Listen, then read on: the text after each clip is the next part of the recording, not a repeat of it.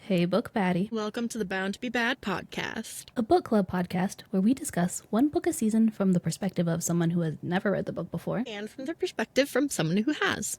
This season, we are so excited to be reading Fourth Wing by Rebecca Yarros with you. I'm Cierra. My pronouns are she, her, and I'm the wing leader. And I'm Casper. My pronouns are they, she, and I'm the first year cadet. We aim to rave and rant about anything and everything that comes to mind while reading. But please note, this podcast will be discussing book spoilers as we talk about each week's chapters. As this will be my first time reading, spoilers for anything beyond the already read material is not fair game. This podcast is run by adults who will most likely be using adult language and talking about adult themes.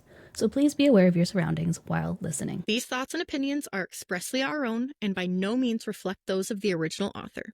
Reading is a privilege. Books are art, and art is subjective. That being said, we'd love for you to read along with us and share your thoughts and opinions as well. So without further ado, prepare to enter Basgaith War College. Let's quickly discuss how this conversation is about to go down. This is part 2 of our episode 9 discussion.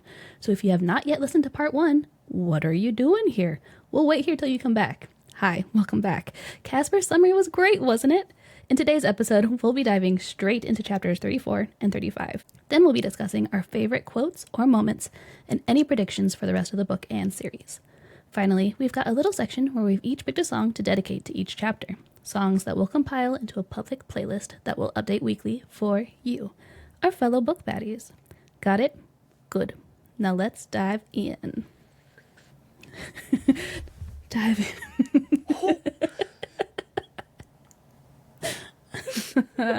Very first scene, they land near Athbine, Absinthe.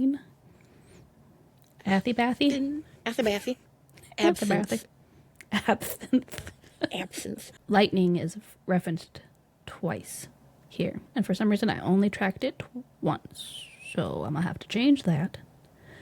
But there's a reference to lightning bolts and lightning in this line. That would be about 10 and 11, I believe, in this stretch. 59 and 60 overall. It says, from the general agitation of the riot, I wonder if it's something they all feel. This wrongness in the air that has the hairs on the back of my neck standing on end. It's almost as if, like, there's someone nearby. Everybody getting that spidey tingle. Do you think everybody has that ability? I don't know. I just think it's interesting how magic outside the wards feels different. And the fact that everyone is, like, agitated, is it that they're picking up on the same thing, or is it that they know something Violet doesn't, and so they're nervous? That's a good point, too. Yeah, I think for Violet, it's definitely, like, she might think it's just, oh, we're outside the wards, and it's different. But I think it's really just her intuition, like, telling her, hey, something's going on here. And yeah, you're probably right. Everybody else already knows what's going on. She's the only one who's clueless here, so. And I wonder how much of it is carried over from hearing from the announcement where their outpost was, where they were getting sent to for war games. And I imagine that those jittery nerves would carry over once you finally land in this space that has probably given them a lot of sick anticipation, you know? But, I mean, it also could be magic. I don't know. Maybe it's a bit of both. Shall we ever know for sure? The world may never know. This next line I had here, it was just Liam being Liam. And he was like, you doing all right? That's my son. He's doing so good, doing his job. Yeah, my boy. We were warned the quadrant always loses 10% of the graduating class in the final test. But it's more than that. I just can't put my finger on it. So again, we have Violet, like, having this intuition. Something's going on here. Part of me is like, I don't understand why it took her so long to figure out what's going on. But I also am trying to give her the benefit of the doubt because she is not, I don't know if the word is omnipotent or omniscient. Like, as we are, as the reader, omniscient, omnipotent, whatever that word is. Whichever one. I always associate omnipotent with a god. Yeah, so I think omnipotent is like all-powerful. I think omniscient is all-seeing. Sure. Google it if you want to, listener at home, but we're not going to. We ain't gonna. I don't check my work. But yeah, I'm trying to give her the benefit of the doubt because as the reader, obviously we have a bigger picture of what's going on. And especially on the second read through, we know what's going on. I'm trying to go easy on her, but part of me is just like, come on, Vi. You can put it together. You can do it. You a smart girl. I think it doesn't help that she literally just confessed her feelings of love to Xaden the night before. And so she's still kind of riding that emotional high. She's not necessarily, her head's not in the war games just yet. True. You know what I mean? Yeah, yeah, So yeah. she's got beer goggles on. Love beer goggles. So the quote says, I drop my pack to the ground and roll the tense muscles of my shoulders. You feeling all right? Xaden asks into her head. And I was just like, he noticed her rolling her shoulders and checked in mentally. Like, stop, that's so cute. Xaden openly holds hands with Violet, and then there's a sexy rub down behind a boulder. Violet, talking to Liam, says, I'm really sorry you got dragged along on my account. Colonel Atos is a fair man, but I have no doubt this assignment is meant to give the marked wing leader his due. And I just feel like, in the first part, like, assuming that Liam got dragged along to be bodyguard for Violet yet again is a little bit self-important.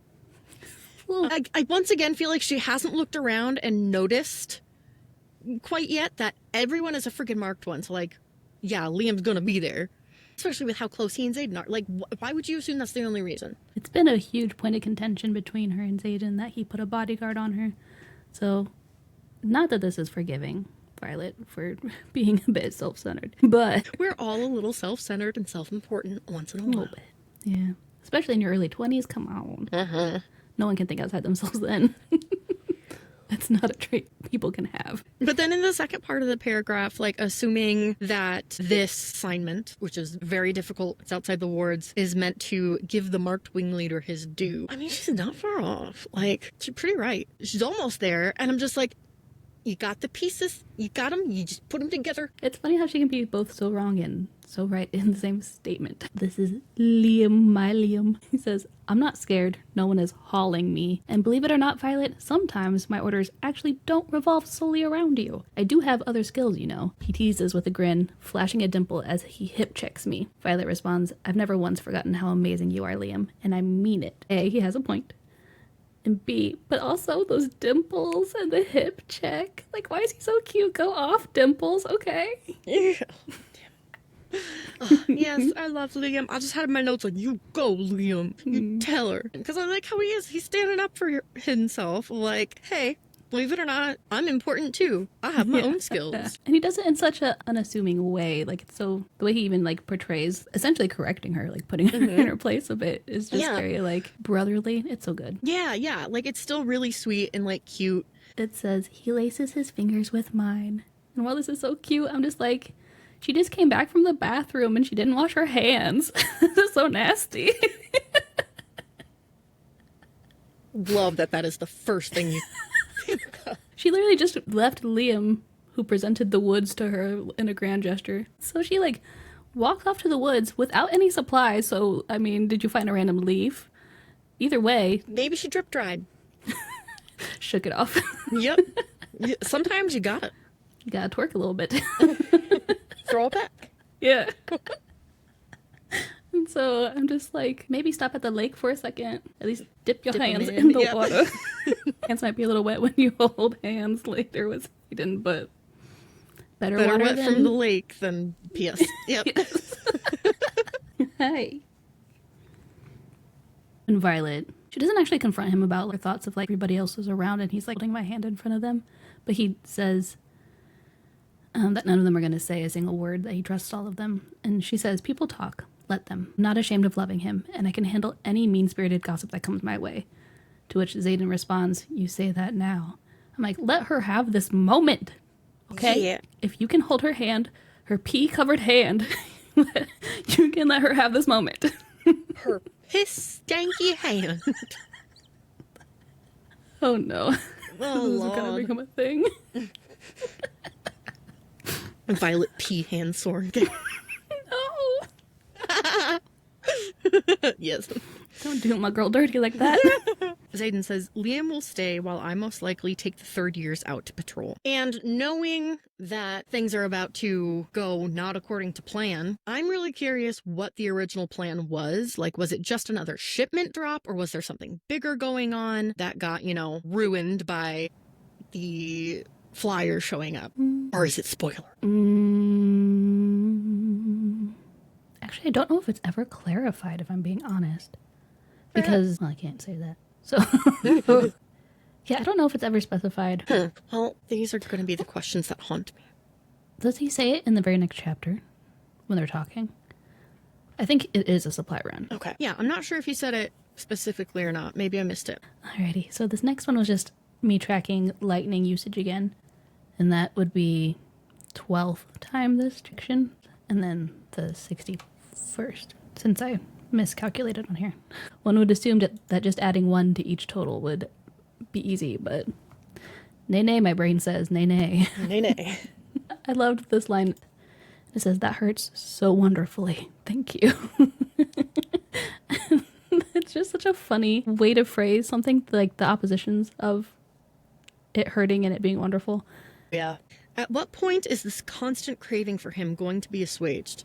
I've had him multiple times in the past 24 hours and could still go another round. Or 3. Girl moved. Yeah, Oh, I was my like, Lord. oh, we still counting? Like this theme is carrying over from when they got interrupted last night. I see you. The massage turns into a makeout sesh, but gets interrupted by Griffin riders. So I just highlighted, "My heart pounds so hard, it sounds like wing beats in my ears." And I was like, yeah, sure, your heart. Or it's fucking Griffins. You in danger, girl. Like, I just want that clip of Whoopi Goldberg from Ghost. Just, you in danger, girl. This note I highlighted says, "I've already told him that I love him, so it's not like I'm keeping secrets over here. Hell, compared to him, I'm an open book." And I was like, in chapter foreshadowing? Because those secrets are about to be... Yes, like At least some closed of book them. will be opened. So this tracking is in between a favorite, so I won't say the whole thing. But Violet lifts her chin. Drinkies! And then I just really liked the imagery provided in the very last sentence of this page, talking about the woman Griffin rider. It says, "Her voice like velvet dragged over a gravel road." Like, how does that sound? I want to know.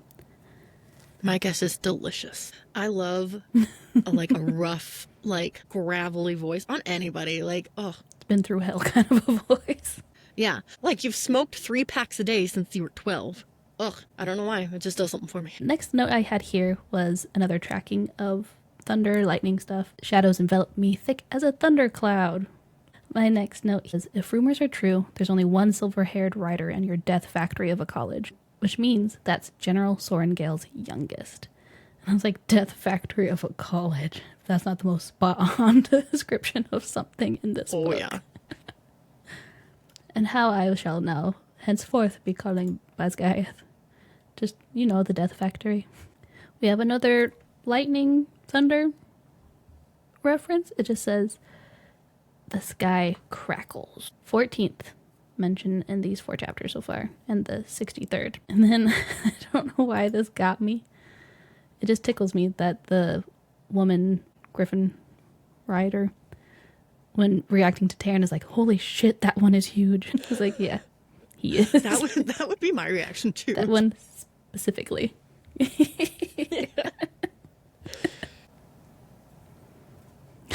Not rubbing up on the headphones. Just anywhere he can rub his little face. Buddy, I have to speak now. Oh, okay. This is his real motive. Not for snuggles, but to distract. To shut me up. Xaden says, "If you have ever trusted me, Violet, I need you to do it now." And like, she said she would trust him, and yet, in his time of need, when he needs her to most, she cannot trust him. Then he wouldn't have Her conflict. entire world gets turned upside down. I know. I try to Everybody's keep that in gonna- mind. Have a freak out in that moment. Line 2, like in chapter 33, when he thanks her for trusting him with Dane, and she says, "Always." I was just like, ooh. It's one of those things, too, where, like, the fact that she's admitted to loving him, I can imagine maybe this is the first time she's ever felt something this much for somebody. And because she's so young, and it's the first love thing, as soon as your world gets turned upside down, suddenly she turns it in on herself, like, I can't be that naive. I can't be that foolish to have, like, fallen for him. And so a lot of it is, I think, her just backlashing because she feels like she made herself look stupid. Essentially is what it kind of comes down to. It's just... A, disbelieving, B, coming to the realization, and C, feeling like an idiot for not having seen it sooner because she prides herself on being smart. And so I can understand it, but I can also not like it at the same time. This is after Xaden essentially hands Violet to Liam and tells him to hold her. And so he does. But then Taryn roars. And so he says Liam drops his hands and backs away slowly, putting his palms up. Got it? Point made, no touching.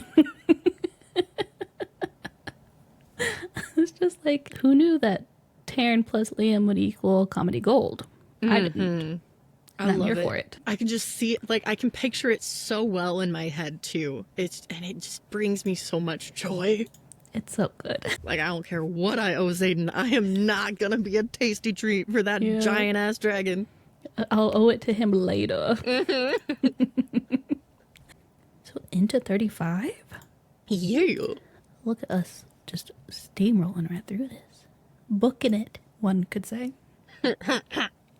Sorry, my dad puns are in full force today. I had the epigraph of chapter 35 highlighted here. It states, in his last days of interrogation, Fen Ryerson lost touch with reality. Railing against the kingdom of Navarre, he accused King Tari and all who came before him of a conspiracy so vast, so unspeakable that it does not bear repeating by this historian. The execution was swift and merciful for a madman who cost untold lives. From Navarre, an unedited history by Colonel Lewis Markham. So we know Markham's first name is Lewis, which I don't know why cracks me up a little bit. But also, the title of this book is called An Unedited History, and yet he, in this sentence, says that the conspiracy was so vast, so unspeakable, it does not bear repeating. You are clearly editing in this moment.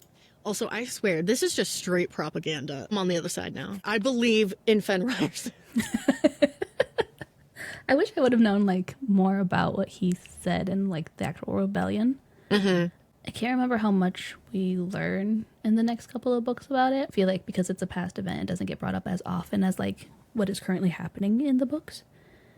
But I would like to know more. Yeah. Shipment. I barely process what Taryn says through the shock of the writer's words. And Xaden knows them. He's working with them, aiding our enemy.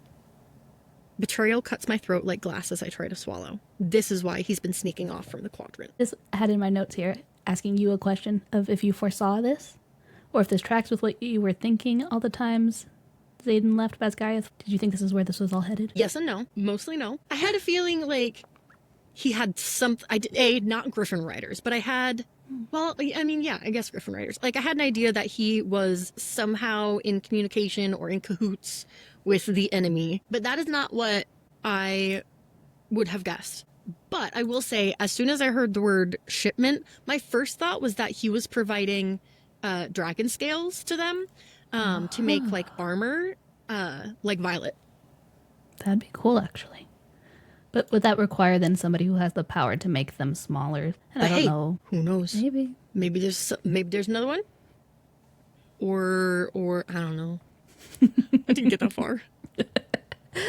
Fair. I wrote in these tiny little summaries above about every 2 pages or so. I was like, Griffins, they're writers and Venom. Oh my! Then just by realizing the truth. Violet psychically says to Taryn, "Are you getting this?" I asked Taryn, glancing left and right to see if anyone else noticed the pure ridiculousness spewing from the woman's mouth. But everyone else looks horrified, like they actually believe a village was destroyed by mythical creatures. Unfortunately, yes, the whole time. He knew the whole time. I was wondering how you would take this. Like, how much do you think Taryn knew?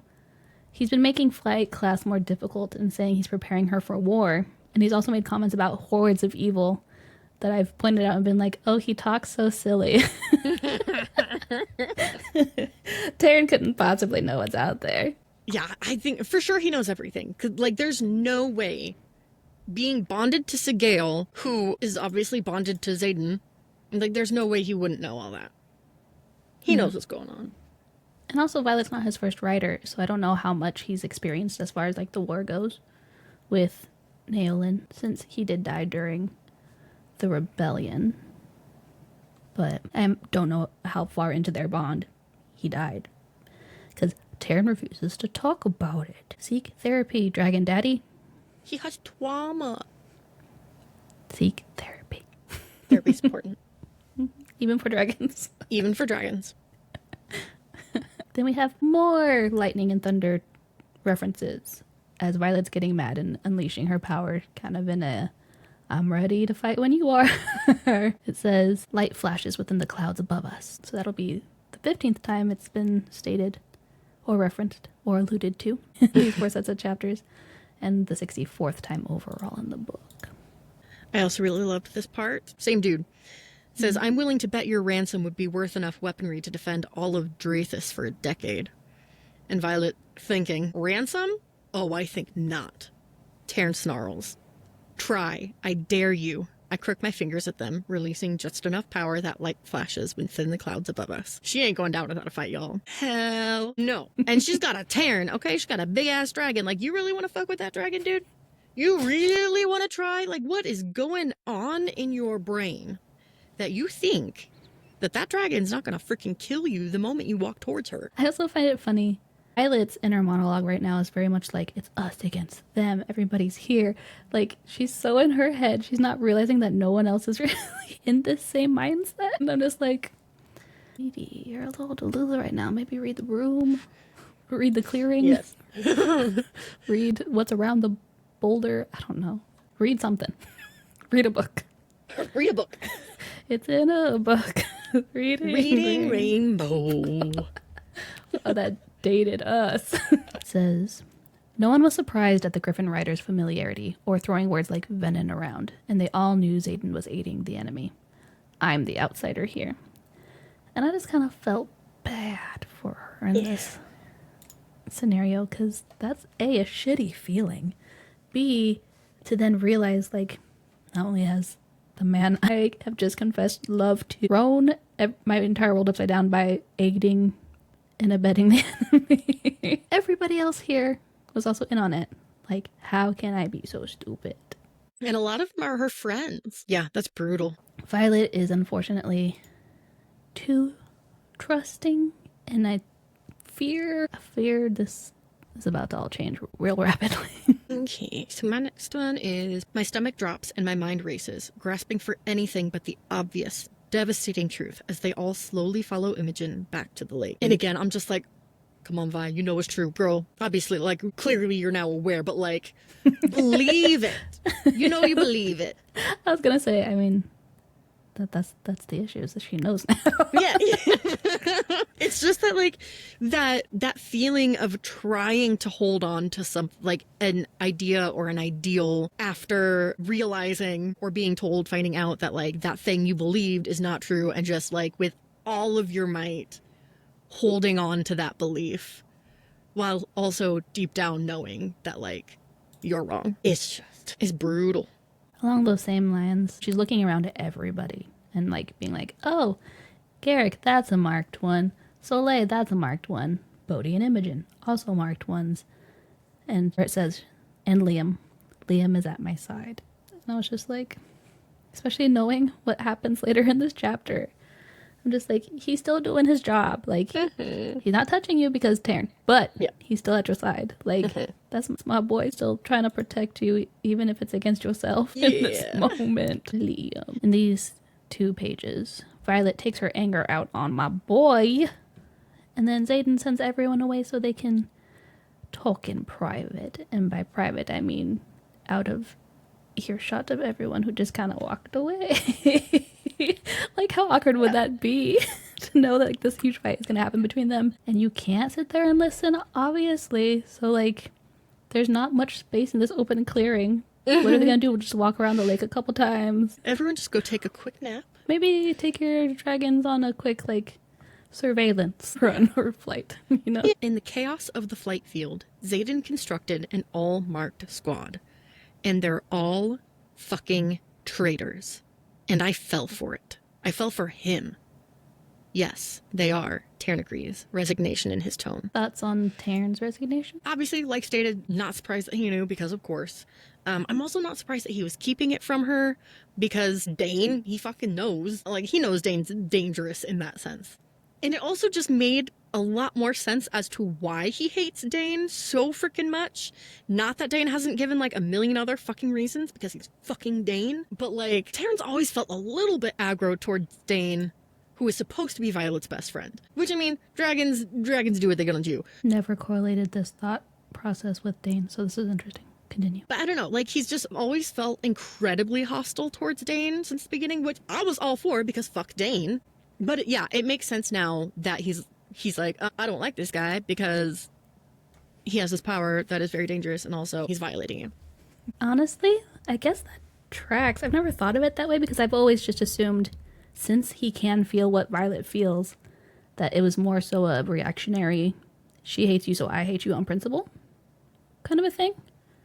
But yeah, I like that thought process that like this is also why Taryn would be especially aggro to Dane and not just necessarily a protective dad feeling her feelings kind of a thing. Yeah, I like that. Like he's got his own reasons that he hates Dane. It says, there's only one explanation as to why my own dragons have been so damned docile in the presence of the enemy. She thinks, you and Indarna lied to me too. The treachery of it is too much, and my shoulders dip from the weight of it.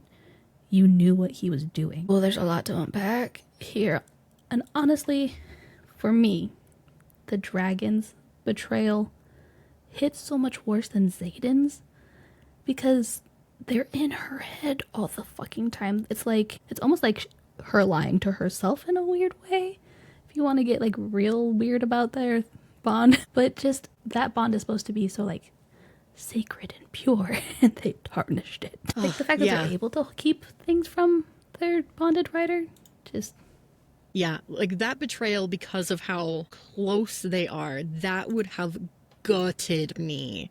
Especially with Taryn being like daddy dragon figure. Dragon daddy figure. Yes, break my heart. I look past where Liam dares to stare at me with sorrow, to Taryn, whose lethal focus lies straight ahead like he hasn't quite decided if he's going to burn Xaden alive or not. Poor sweet Liam. He did nothing wrong. He's a sweet, innocent little boy, okay? He did what he was meant to do. He kept his secrets like he was supposed to. He didn't do nothing wrong. I just wrote in my notes, how dare Liam? How dare you, Violet? He's allowed to feel bad. You can't hold that against him. He clearly cares. Like, you have never just been an assignment to him. You've been his friend. And so, yes, he lied by omission, essentially. But people can feel more than one emotion at the same time. That's the beauty of being human. And so, just the fact that you would get so upset with him for his feelings, and then later when she does blow up on him, I'm just like, you're really testing this whole my favorite character in any book series theory I have going on. Why would you be mean to him? It breaks my heart because it's clearly lashing out and at the wrong person just because he's close. I just want them to make up already. I just want everyone to be friends and be a happy family. Right. Go back to how it was like 10 minutes ago. Yeah, when things were good. And life was a lie. Life was a lie. The line says, everyone knew but me, even my own dragons. Oh gods, is Dane right? Has everything Xaden's done been a ploy to earn my trust? And I just wrote, damn it, Dane! Boy got in her head, asshole. Were we ever really friends? I whisper at Liam, searching for the strength to yell. We are friends, Violet, but I owe him everything. How could you doubt my boy? I mean, I get it. I just wanted to tack on here. It says, he's watching me with so much misery that I almost feel sorry for him. Almost. Ouchie. Also, the searching for the strength to yell line is so good because I've been there. I'm somebody who has a very tight hold on what I say out loud. I don't really let a lot of unfiltered things through unless I'm real comfortable with you, or I've so gone in a certain emotion that whatever pops into my head. Yeah. Yep. And so this whole like searching for the strength to yell, like she feels so broken in this moment. And this is such a brilliant way of saying that without being like, I feel broken and useless, you know? Mm-hmm. I like this phrasing, while I don't necessarily appreciate that it's being turned on my boy. And the whole like, he's watching me with so much misery that I almost feel sorry for him. And then it says almost again. I'm like, but lean into that. Let it. Go fully there. Feel sorry. You can tell in this moment she just wants to cling to the anger. And like, I understand that feeling too. but it's so misdirected at this point. Then Liam says, and once you give him a chance to explain, then Violet says, there it is. Anger rushes to my aid, overpowering the hurt. Oh yeah, she wants to be angry. So of course she doesn't give him a chance to explain. Also, she doesn't want to give Xaden a chance to explain because it's easier to be mad in this moment than to face reality. All the extra burden that comes with the sad feelings. Damn. It says, he's always known my true nature, and honestly, the shadow should have clued me into his. He's a master of secrets. And this is just further proof that, like, him nicknaming her Violence is more fitting than she ever thought. But also, she's made this connection before when thinking about signets and how, like, shadows, secrets, Xaden, they all mean the same thing. Like, girl, you already knew this. You already put 2 and 2 together. That, like, shadows, secrets. So, like, did you forget about that? Are you just, like, reestablishing? One of those things where she fell for the man with the secrets. And as soon as they both fell or they had that epiphany, it's almost like, not, I think I can save him, but it's suddenly my personality and my morals. Because you also admitted these kind of feelings. Like, we're one and the same. So now suddenly you have all of my views and stances and morals when that's not.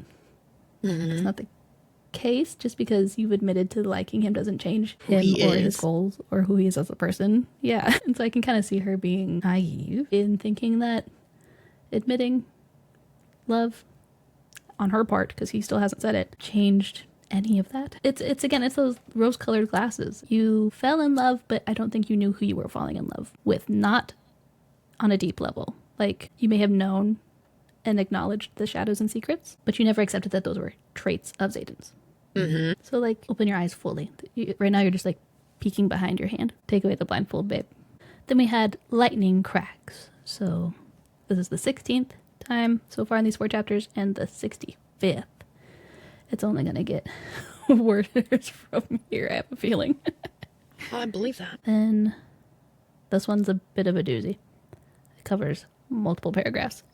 It's a lot of just, like, thinking and knowing what someone else is thinking phrasing that I found interesting. Liam says, I think she means it. And Xaden says, I know she does. So then he dismisses everybody. Then Xaden says to Violet, I know what you're thinking. Violet says, you have no idea what I'm thinking. Fucking traitor. Xaden says out loud, you're thinking I betrayed our kingdom. So then Violet responds, logical guess, good for you. There's so much, I know what you're thinking. I know what she's thinking. It's interesting that these are the conversations they're having. Like, get to the meat and potatoes of the argument. Like, no, but literally, I know what you're thinking. Like, okay. Yeah, we've established this. Yeah. But also the way she literally thinks in herself, fucking traitor. And he's like, you're thinking I betrayed our kingdom. Logical guess. Good for you. It was just an awkward but kind of cute, but also funny interaction. Then, literally after her good for you, another bolt of lightning whips free. That's the 17th time in these chapters and the 66th. In that same paragraph, Violet says to Xaden, gods, you are such a cliche, Xaden. You're a villain hiding in plain fucking sight. But, like, she just immediately assumes he's villainous, that he's the bad guy here, when she has said that she trusts him and, like, she knows who he is deep down. Like, clearly you don't. You knew and you acknowledged man has secrets, but then you're surprised when the man actually has secrets. Make it make sense. Xaden says, actually, they're called flyers. Actually? Like, he and Violet are such, like, they're on the same level with the way they think. Their rebuttals, they're very much like, I'm smarter than you and I can prove it, and here's why. They crack me up. The meat and potatoes of the argument. Violet states, I was trained as a scribe, remember? All we've done is defend our borders for 600 years. They're the ones who won't accept peace as a solution. And I was like, and do you remember how you started questioning your scribe upbringing for the entirety of this book leading till now? Funny that you're leaning on your scribe training, yet dismissing all that your scribe training has led to, aka disillusionment of the scribe quadrant. Silly Violet. There are a couple paragraphs here I will read through. Venin are the stuff of fables. Like the book my father, I blink. The letter. What had he written? Folklore is passed from one generation to the next to teach us about our past. You're saying people who can somehow tap into the source of magic without a dragon or griffin to channel, corrupting their power beyond all salvation, actually exist. They're not just part of the creation fable. Well, at least that's in keeping with the folklore. What was the fable again? One brother bonded to griffin, one to dragon, and when the third grew jealous, he drew directly from the source, losing his soul and waging war on the other two. This is the only section in the book that I feel like is real exposition-y.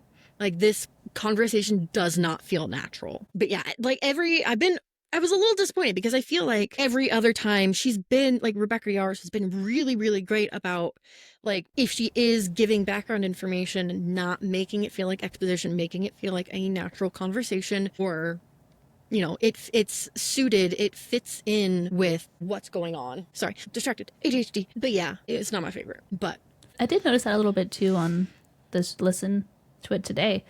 They do a lot of, like, repeating the same beginning phrase of, then I'd have to believe, as she's essentially verbally processing and getting confirmation yes or no to her assumptions is Xaden in this argument. So yeah, I can see how it comes across. But I mean, also for it being the only time it's come up and we're like 4 chapters up from the end. Yeah. Pretty damn good writing. Yeah. Or editing for that matter. True. But I feel you. It states, so this is Xaden. This was not how I wanted to tell you. Violet instantly says, assuming you were ever going to tell me. And I was like, you know what they say about assuming? It only makes an ass out of you and me. Dad joke for the Not even for the win, just the I don't know. So Violet asks Taryn if he would like to add to the discussion. He says, not yet. I'd prefer you come to your own conclusion. I chose you for your intelligence and courage, Silver One. Don't let me down. I asked in my notes here what your thoughts were. It feels like this would be what a father figure would do. They would take their mistake and turn it around into a lesson. I can see that. And you know what? I respect it. I do. But at the same time, I do feel like he knew, you know, at some point this is going to go down and she's going to have to choose. Or, like, as he says, come to her own conclusion. He doesn't want to, like, lead her into any sort of belief or not. And I think that's good job, Daddy Dragon. It also is a trait of, I think, black dragons because they're the most cunning. I think he prides on himself on how smart and how cunning Violet is. And so anytime she can prove that she is, I think it almost revalidates Taryn's choice in her a little bit. And so I think this is also just him being like, I picked you for a reason. Mm-hmm. Like, come on now. Yeah. Use your head, girl. Yeah. And also, I think because he's constantly, like, snarling at Xaden specifically, I wonder if he's, because of the bond with Sigil, I wonder how much he's been like, if you don't fucking tell Violet soon to Xaden, and Xaden hasn't, and now it's blown up, and he's like, I knew this was going to happen, and now I'm in the doghouse. Yeah. All you had to do is fucking tell her. God damn. My daughter will never date the likes of you again. Prepare for another drinkies, because indignation lifts Violet's chin. That's the second one in this set of chapters. So Violet says, why the hell would we choose to do nothing about people being slaughtered? It goes against everything we stand for. I'm just like, yeah, because that doesn't happen, like, all the fucking time. And, like, I understand that our experiences in the real world with war and history, etc., do not carry over. But to me, this felt a little bit naive. Like, you really can't see that happening in any way. But you got a lot of faith in your people. I mean, I guess I applaud you for that. But I like a little bit of skepticism in my leading ladies. You know? I feel like it's also one thing to view... So because she was trained as a scribe, as she just so recently quoted, I feel like they're ingrained in the scribe quadrant to view history objectively, almost like in a it's not us kind of a way. Like it's almost like the same mindset. So when she's in class, she kind of just goes right back into scribe mode and she's like note taking, and it's like a different axis of part of her brain where she doesn't necessarily have to think. Mm-hmm. critically, you know? And so I wonder how much of the history of their world she's fully actually like realized and processed in a very real way compared to, say, like Xaden and these marked ones who have had to live this history. Yeah. It's like in the real world where unless you've experienced it, it's difficult to put yourself in somebody else's shoes. And honestly, it's a point of privilege. Yeah. Like, especially also like growing up with a family member who's very high ranking. Like, she's lived a very privileged, secluded life despite all the war around her. That's true.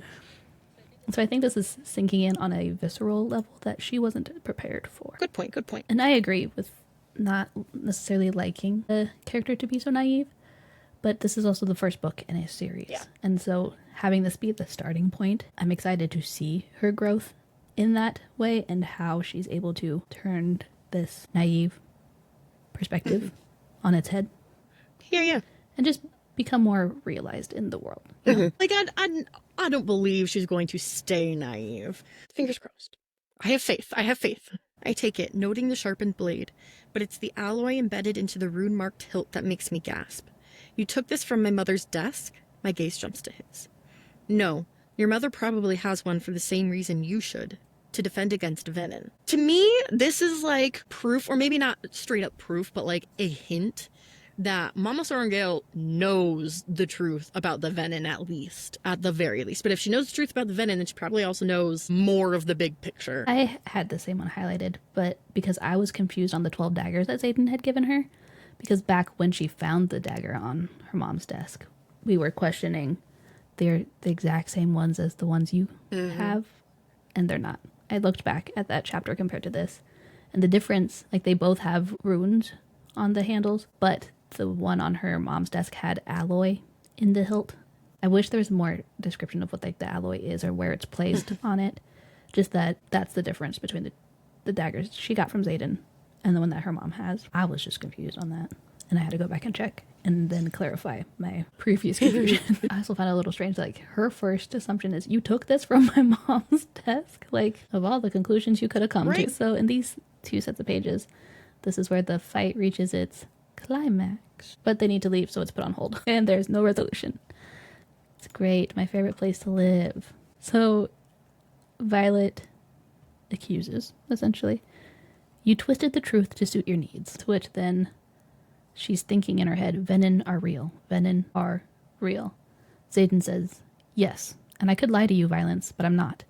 No matter what you think right now, I have never lied to you. The semantics of this, just, you twisted the truth.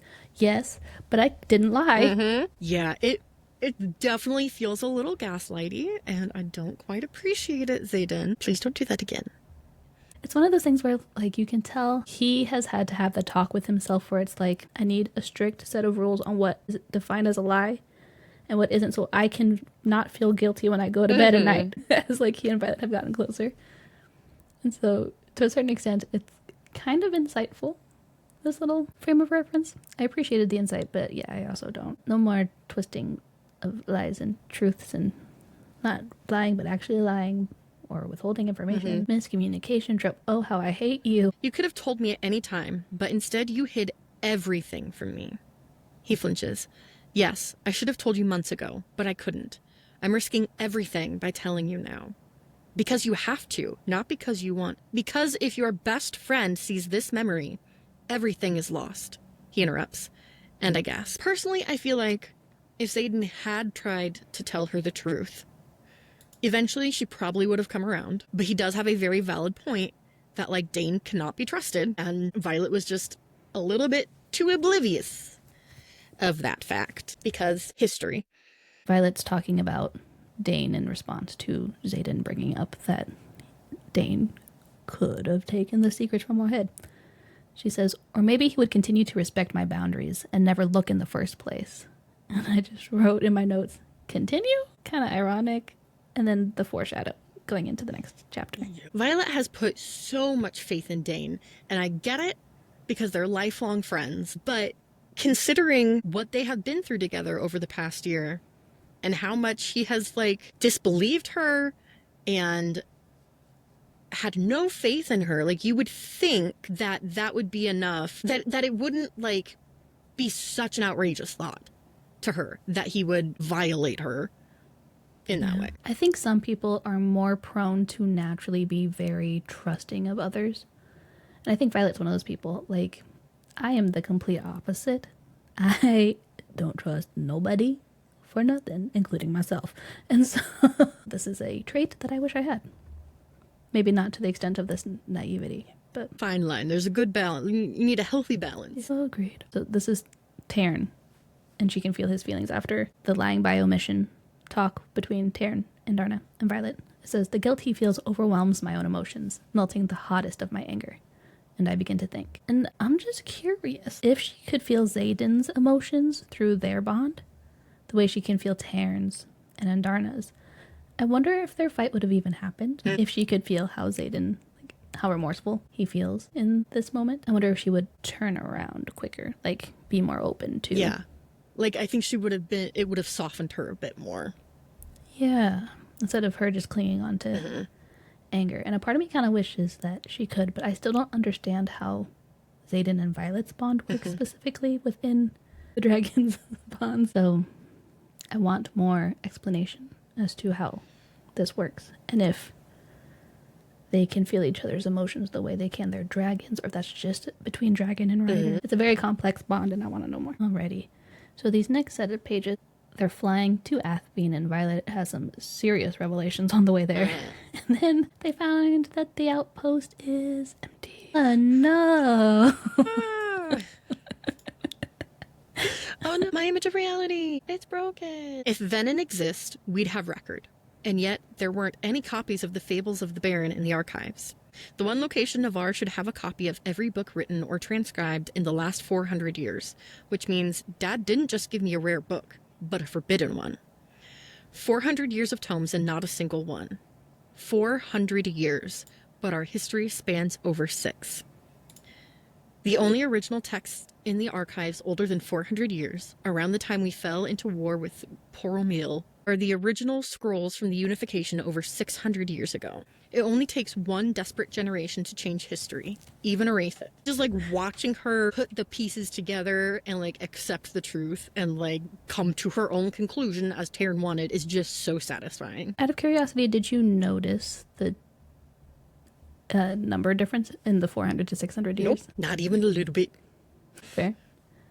I also highlighted the 400 years line. I was like, this is where the epigraph comes in. Do I remember where I was going with this thought? Not fully. Oh, because Markham was editing history in an unedited history. And this is clearly showing like, oh, more than just Markham's texts have been edited. Yup. We're missing 200 worth of information. It's a long time. That's some real Dark Ages shit. Oh, so this is after they get to the outpost and it's empty. And he's telling everybody, Xaden, is telling everyone to divide and search. He glances at me. You don't leave my side. I don't think this is a war game. And I just put, yes, sir, I will stand by your side. Absolutely. Don't gotta tell me twice. Violet who? Violet who? I'll be right there. Okay. Sorry, I had an eye boogie. As we say in Tagalog, muta. Oh, kamusta ka? That's one of the few phrases that I remember. That and abogado, which means lawyer and not avocado, like I feel like it should be. Kamusta ka is also very similar to Spanish. Yeah. So, makes sense that one sticks. Yeah. What did Dane say to you before we left? He leaned in and whispered something. He said something like, I'll miss you, Violet. His body goes tense. And he said I was going to get you killed. Yes, but he always says that. What would Dane have to do with emptying an entire outpost? Did you foresee this betrayal? Yeah. In this specific instance, not necessarily. But definitely knew something was up because Dane was being shady when he was straight up like telling her goodbye as if he's never going to see her again. But also, I've been suspicious of Dane the entire time. And his stupid fucking little signet trick.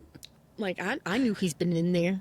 I knew he's been in there. Do you have an idea as to when you think he would have grabbed whatever information he did? No. I need to know. No, that haunts me. No. No idea. Not without going back and reading the previous chapters again, which I'm sure I will end up doing at some point. But yeah, that's what one of my questions is, like, when did he discover this? Like, when did he do this? How long has this plan been in motion? Good things to keep track of. Alrighty. So, 446. 447, my little summary of these 2 pages is just double betrayal. Everyone's betraying Violet. Everybody. My life got flipped, turned upside down, and I'd like to take a minute just to right there tell you how I became this very jaded person that I am today. My next note is from Garrick. It just says, I have something, Garrick calls from the southeast tower, holding what looks to be an envelope as he and Imogen cross the thick rampart coming in our direction. And I was just like, Garrick and Imogen were searching together? Did they kiss? I hope they... I want them to kiss. I hope they kiss. I hope they kiss. I want them to real kiss. hard. Tell me they kissed. Tell me they came back with bruised lips. Oh, puffy and red. Flushed even. Oh. Stars in their eyes. But also, how dare they be making out in such a time of danger? You're supposed to be looking for people, not making out. Unless I see it on page, then it's fine. Yeah. You can kiss all you want. Just don't kiss off screen. Yeah, that's not fair. I am a voyeur. I need to see. Oh, voyeur. I thought you said lawyer. You said Oh my god. I have another note here where it says, Zayden's face falls and his hand slips downward, cradling the back of my neck. No violence. Trust me, you wouldn't. In reference to her thinking that she would know if Dane read her memories. There's no accusation in his tone, just a resignation that hurts what's left of my heart. My note is just, I'm just devastated for everybody at this point. Not one single good thing has happened in either this or the previous chapter, and I need somebody to kiss and make up, okay? I need Garrick and Imogen to kiss. Okay? I need that little bit of hope in so much darkness. All right, my next one is, he wouldn't. I shake my head. Dane is a lot of things, but he would never violate me like that. Never take something I hadn't offered. Except he tried once. Like, see? You see, Violet? Yes, he would. I'm going to need you to accept the obvious truth here, that Dane is a prick. And then I just wanted your thoughts on the very last line of this chapter. It just says, we've been sent here to die. So again, I'm still not really clear on at what point the trap was set and, like, read her memories and whatnot. If it had been planned since Dane read Violet's memories about Athbean and he knew it was going to happen, he really didn't try very hard to keep Violet from heading off to her assumed death. And the biggest fuck you, Dane, I can muster. Do you think he knew that's what would happen if he betrayed? I can't imagine him having feelings, discovering suddenly that Xaden and her are an item because he felt so hurt in that moment. I can't imagine that there was malicious intent towards Violet. And granted, I don't think he maybe knew that Violet would be taken with. I don't think there was necessarily malicious intent, but obviously, like, to me, in saying goodbye to Violet, he knew what was going on. Like, he knew that the rest of them had been sent there to die. And I think part of him also knew that, like, he couldn't tell obviously he couldn't tell Violet that without ruining the entire plan. And so he's just kind of accepting that she very well may die with them. And that's why he's, like, saying goodbye, like he's never gonna see her again. I could see that, but that would also mean he would be throwing away Violet's life and knowing how much he supposedly cares for her, with how much effort he put into trying to save her from the college. It seems like such an opposite of what he would do despite. That is true. And I see that. And hold on, because now I'm going to go and find it. Okay. Prove me wrong. Prove me wrong. I know I underlined it somewhere. Xaden says to Violet, Dayton wouldn't break a rule to save your life. So I definitely agree with Xaden there, that like, if it came down to Violet and what he sees as right, he's going to go with what he sees as right. So that's assuming he wouldn't have changed in that interim of time between threshing and now. Like, you think he would still be that person after having that thrown in his face? Kinda. But I don't have any faith in Dayton, so that's just me. Fair. Look, I'm set on hating him.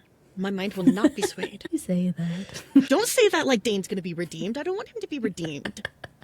I want him to be the I didn't say he was. I just think it's so funny that you're so set on it that anytime I can poke holes at it, I'm going to try. That's valid. That's fair. It's like the big shiny red button that says, don't push. If I see you're dead set on something, I'm just like, let me poke that. Push. Okay, let's get into favorites from the beginning. Which feels like ages ago because we recorded them on a different day. Going back to chapter 32. One of my favorite lines. There's more than one way to fall. And I like that. That's the word. I don't know. It's not really imagery, but metaphor? Yeah. I like that a lot. I have another one. It's not an infatuation, our physical chemistry, or even the bond between our dragons that keeps me reaching in every way possible for this man. It's my reckless heart. Again, I love the writing, but also like, fucking mood. God, I feel that. Violet's thinking to herself about Taryn. He's going to be so pissed when he hears that I did this. And Taryn interjects, already am. Reminder that Taryn's got joke. Yeah. My next favorite says, I want to be wherever you are. And it made my heart melt. I like that. I mean, it's a little bit codependent, but I relate to that, so it's fine. I told you that I was the one who would decide when I'm ready to risk my heart. And I'm saying it. The way he looks at me with the same mix of hope and apprehension currently flooding my system gives me absolute life. Granted, he douses it like immediately after, but still. It was there. In the moment. Yeah.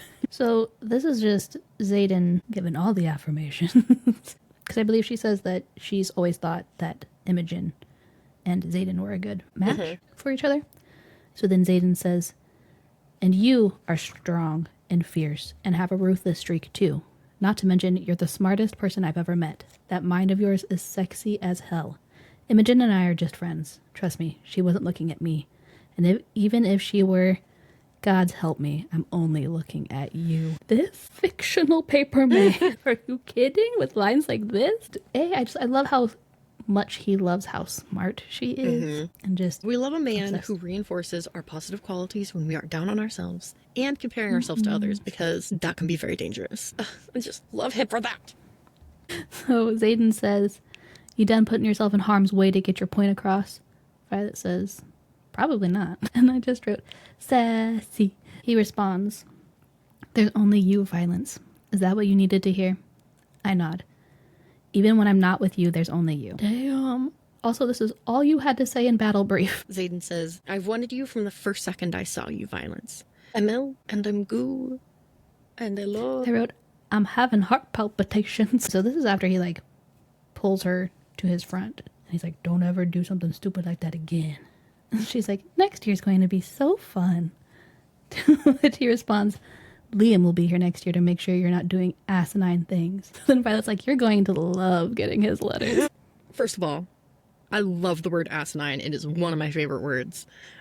You've brought up the word before. In this? Have they said it in this before? Okay, well, you know what? I have ADHD and I don't remember shit. But also, like, Violet's a brat and I'm so here for it. I fucking love it. So Violet states, you're taking me to your room.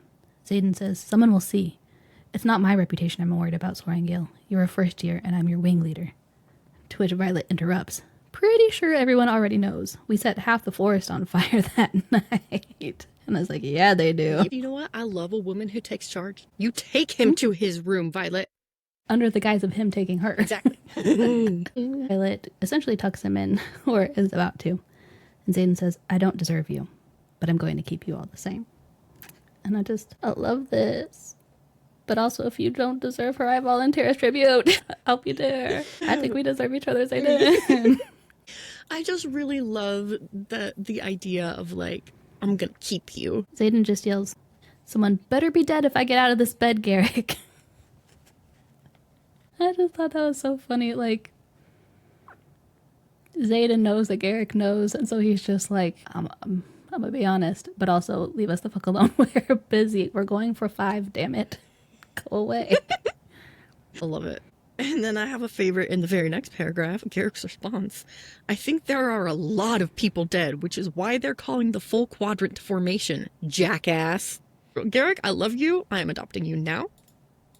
But also, what a fucking cliffhanger to end this chapter on. Like, Yeah. and also because I had taken a break, like a couple days break, before picking up the book again and reading the next chapters. So for the, 2 days, I'm just sitting there thinking, oh God, they're under attack. What the hell is going to happen? And then when I eventually pick it up, it's like, oh no, it's War Games. I'm like, what a fucking...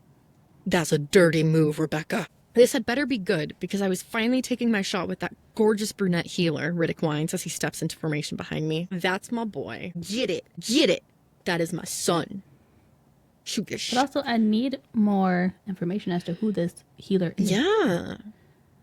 Spill the details, Riddick. This is a continuation of their banter. He says, I knew it. Tell me it's good. Violet's like, I broke his window. I wince and my cheeks heat. Anan is confused. Like, you threw something at it? No, as in lightning struck. A lot. And I shattered his window. Rhiannon's like, damn, I wish someone made me shatter windows. I love their banter. Me too. I just love their friendship. Like, it feels so authentic. I like it a lot. Taryn is standing in what should be Kath's spot, forcing Dane's dragon to the side as Dane does a head count. My egotistical dragon is already saddled with Andarna under his wing. I turn to Taryn, who's busy snapping at Kath to give him more room. I just love my sassy dragon dad, who will not let anyone stand ahead of him. It's a little bit petty. I love that. Very egotistical. Very egotistical. So the next one's about Andarna and what she's wearing. So Violet comes up to her and asks Andarna, what are you wearing? Andarna says, the wing leader had it made for me. See? It hooks to Tairn's. I can't help but smile. And Violet says out loud, it's amazing. And Andarna says, just in case I can't keep up. Now I can come along. Just another reason to adore Xaden. And then she says, well, I love it. And this was just cute. And I just wrote, Xaden did it again, my man. Like, he really thinks of everything. Please do quit while you're behind, Atos. Xaden sees. You want the truth? She's a fuck of a lot safer with me beyond the wards than she is with you within them. We both know it. And then I also have highlighted, the look in his eyes is similar to the one in Sigale's, and it dawns on me why she chose him. They're both ruthless, both willing to annihilate whatever stands between them and what they want. And Dane is in Xaden's path. Yes, put him in his place. Thank you, sir. It's a conversation between Tairn and Violet. Tairn says, I can go for days without sleep. I'd rather you not fire off lightning bolts out of sleep deprivation. It's on the tip of my tongue to retort that it takes effort to wield lightning, but after I shattered Xaden's window last night, I'm not sure I have any expertise on the subject. Or maybe it's just Xaden who makes me lose control. It has Tairn and Violet banter, it's Violet being obsessed with Xaden. It has everything, really. Everything you need. What more could you need? Exactly. Psychically, Xaden and Vi are talking. And he says, keep looking at me like that and we'll be stopped longer than a half hour, he warns without looking at me. Promise. His gaze whips my way, and I swear I see him actually smile before turning back toward Garrick. The things he says, so steamy. My note for it was just, but like, exactly how long, if you had to guess, would you be stopping for? Just curious. Curious minds want to know. Like, 2 hours? 3, 5? 7? How long you staying there? Eternity. Forever. Forever and ever. And then we both liked Andarna's line. It's just, the griffins look tasty from here. Sweet baby angel. Sweet summer child. They're as big as you. I want to see her take one down and eat it. Like, I believe in her, mostly. So the griffin flyers, more like one of them specifically, is like egging on Violet. And so he brings up the whole ransom thing. Xaden then says, you take a step toward that soaring gale, and you'll be dead before you can even shift your weight. Xaden says, his voice dropping lethally. She's not up for discussion. It's like, oh. The fact that he like turned so quickly, like, especially from Violet's perspective, he's there being a traitor. But the fact that he would betray the people he was betraying Navarre with for Violet, this was kind of like a act for me of like, oh, but my loyalties are utmost to you, not to the Griffin Flyers, not to Navarre. And this was him kind of like showing that. The sweet glow of happiness, of love, trust, and affection that burned so brightly in my chest just a few minutes ago sputters painfully, gasping for oxygen like a campfire put out by a bucket of water once it outlives its usefulness. All I can do is watch as the embers drown and die. The drama. So beautifully written. Like, oh, the imagery of that, and I can feel it, and I understand. Did you ever once stop to think that sometimes you can start out on the right side of a war and end up on the wrong one? I just really love this because, like, perspective is everything, and propaganda is incredibly powerful. And history is written by the victors, so everyone thinks they're the good guys in their own story. And it takes a lot to try to be objective and see how you might be on the wrong side. I just really liked that. It's a good one. Lies are comforting. Truth is painful. It's so true, and is, again, very powerful. And just, you know, I've been there. You don't want to see the truth. You just want to live in your little fantasy realm because it's comfortable there.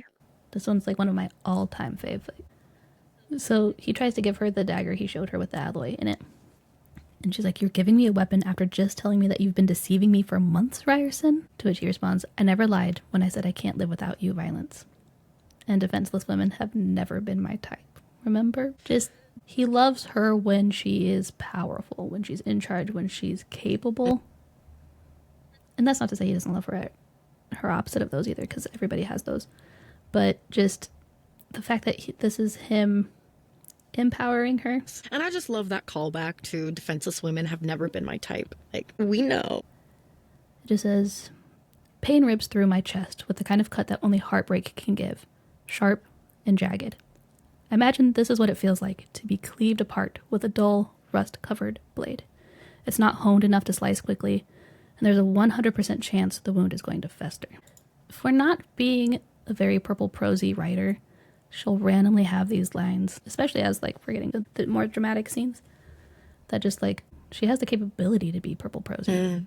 She just chooses stylistically not to be. I love how descriptive it is. It's so nice. It's so well written.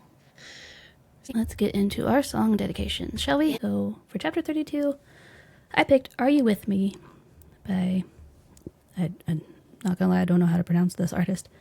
I think it's Nilu, but I couldn't find a pronunciation of it. It's just a tender song with powerful vocals. The song feels vulnerable and like putting yourself on the line or the parapet, trying to reach someone and meet them in the middle. Some standout lyrics were, because I'm starting to think that I never actually had you. You're not in the dark, but far from the light. And I need to know now, are you with me? Are you in or are you out? Are you with me? Are you drifting through the doubt? I chose Giving Up by Ingrid Michaelson. I don't have a whole lot to say about it, I guess. I had a hard time picking songs for these chapters. I don't know why. But basically the song is very much about putting aside like the what ifs and your fears and like apprehension and giving into love.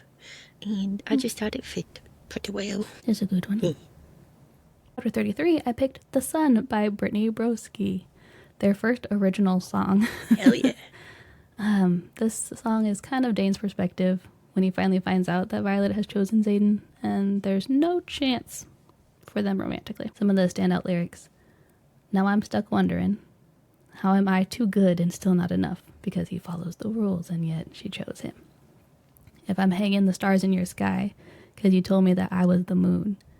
I think he's still a bit hung up on how much maybe she not idolized him growing up, but her tune was much different back then. And I think he prided himself on that view and didn't understand when that view changed. And it says, I'm holding my breath because the sun's coming soon. Like Xaden being the sun coming to essentially take his place in her sky. You fooled me, thought that maybe in the end you would choose me. So I gave you everything. Him thinking he tried everything he could to get her out of the Writer's Quadrant. For chapter 33, I picked The Parting Glass, specifically the version by the High Kings. And for me, it related not just with Violet and Dane parting ways, but because it's the war games and they've said, 10% of people will die. Violet potentially never seeing some of her squad again.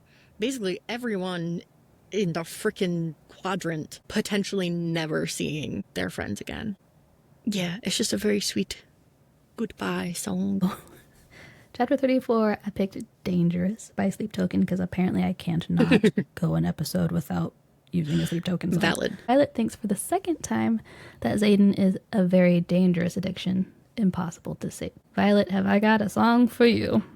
Some standout lyrics were, I wish I could have known that. Look in your eyes would echo in mine and go back out of my mind across the line. When was the last time I felt like this? Dark desire and tainted bliss. It's like you're dangerous to me. I notice every time we meet, I feel the ground beneath my feet giving way. Or wing beats, confused for heartbeats. I chose Untouched by the Veronicas because these two cannot keep their hands off of each other. My God. And I do have some standout lyrics from this one. I don't give a damn what they say, what they think. I'll see you through the loneliness of wanting more, more, more. Don't even think about what's right or wrong or wrong or right. Because in the end, it's only you and me, and no one else is going to be around. Also, that song gets stuck in my head all the time. It's very boppy. Yeah. Chapter 35, I had to sneak in a Christina Aguilera song somewhere because that was like my OG inspiration for music and singing in general. But the song You Lost Me by Christina Aguilera. So this is Violet feeling betrayed by Xaden aiding the enemy and struggling with the truth of her whole upbringing being a lie. Some standout lyrics are, I am done, smoking gun. We've lost it all. The love is gone. She has one, she being the other woman in the song, but in this case, a different kingdom or the enemy. Now it's no fun. We've lost it all. The love is gone. I feel like our world's been infected, and somehow you left me neglected. We found our life's been changed. Babe, you lost me. I chose War Pigs by Black Sabbath. Just to me, it very much felt like you are finally learning that there is a conspiracy about this war. And the lyrics that stood out to me were evil minds that plot destruction, sorcerer of death construction. In the fields, the body's burning as the war machine keeps turning. Death and hatred to mankind, poisoning their brainwashed minds. Thank you so much for taking the time to listen to this week's episode. We're so excited to be on this journey with you. Haven't had enough of us yet? Join us next week as we discuss chapters 36 and 37 in part 1 of episode 10. Follow us on Instagram, TikTok, and YouTube at Bound to Be Bad Podcast. And while you're at it, please be sure to leave a glowing rating and review on Audible and Apple Podcasts. It not only helps us grow, but plays a huge part in the growth of any podcast you listen to. So share the love. Know a fellow book baddie who can't get enough of the Empyrean series either? Share us with a friend to give them something to hold on to till the next book release, because who knows when that will be. Till then, we'll be here, and we hope to see you soon. Bye. Bye.